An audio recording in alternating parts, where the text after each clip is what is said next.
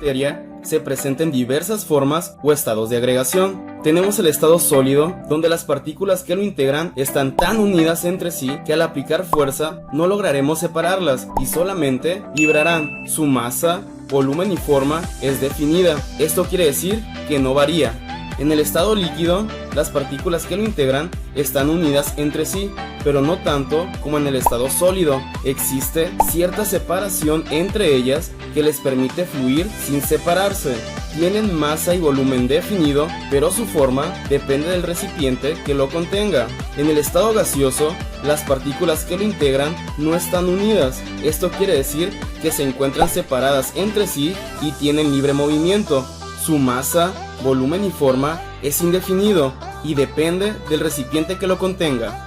El plasma es el estado de agregación de la materia más abundante en el universo. Es similar al estado gaseoso, con la diferencia que sus partículas se encuentran ionizadas. Esto quiere decir que se encuentran cargadas eléctricamente.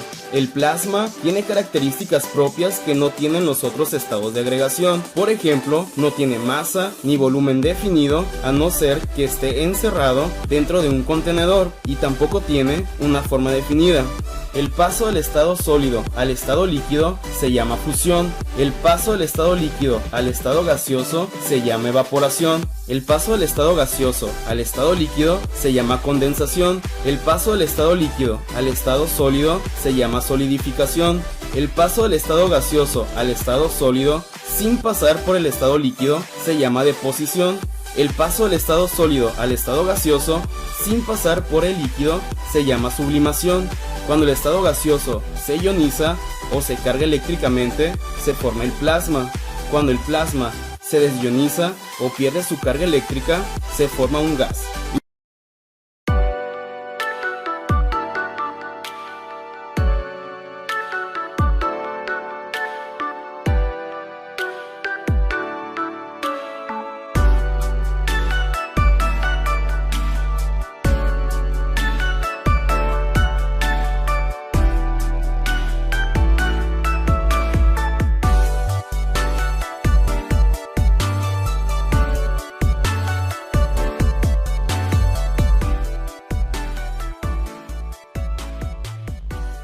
Podemos definir a la materia como todo lo que ocupa un lugar en el espacio, ya sea un lápiz, un libro, una manzana o todo lo que se nos ocurra que tenga volumen, aunque sea muy pequeño como una partícula subatómica, ya que también tiene dimensiones en el espacio. La materia la podemos dividir en dos tipos: sustancias puras y mezclas. Para las sustancias puras vamos a incluir a los elementos, ya que estas son sustancias formadas por átomos de la misma especie. En la tabla periódica podemos encontrar todos los ejemplos, como el hidrógeno, el oxígeno, el flúor, que como vemos son sustancias con los mismos átomos.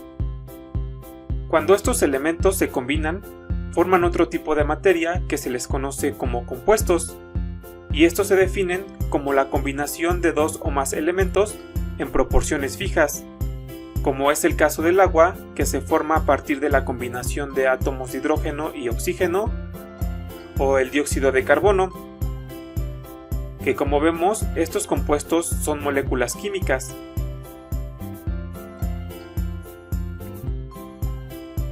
La materia también se divide en mezclas, y como su nombre lo dice, estas mezclas son la unión de dos o más sustancias en donde sus proporciones pueden no ser fijas, y algo muy importante es que cada sustancia conserva sus propiedades originales. Esto debido a que la unión de las sustancias son a través de medios físicos, no químicos. Estas mezclas a su vez se clasifican en homogéneas y heterogéneas. En la primera clasificación, no se pueden identificar las sustancias que están mezcladas a simple vista. Es muy difícil verlas. Esto ocurre porque las propiedades de las sustancias son muy similares y hace que se mezclen muy bien. Ambos pueden estar en una misma fase y tener la misma densidad. Por ejemplo, si mezclamos agua con alcohol, que ambos están en fase líquida y sus densidades son muy parecidas, esto ocasionará que la mezcla sea muy uniforme. Otro ejemplo es el agua con sal, que aunque el agua es líquida y la sal es sólida, esta última se disuelve en el agua quedando dispersa y difícil de identificar. La otra clasificación de las mezclas son las heterogéneas, donde a simple vista se pueden ver las sustancias en la mezcla. Esto puede ser gracias a que estén en fases diferentes y que sus propiedades sean tan diferentes que no permitan una mezcla uniforme entre las sustancias. El ejemplo más común es el agua y el aceite, que aunque ambos están en fase líquida, las densidades de estos impiden una mezcla uniforme.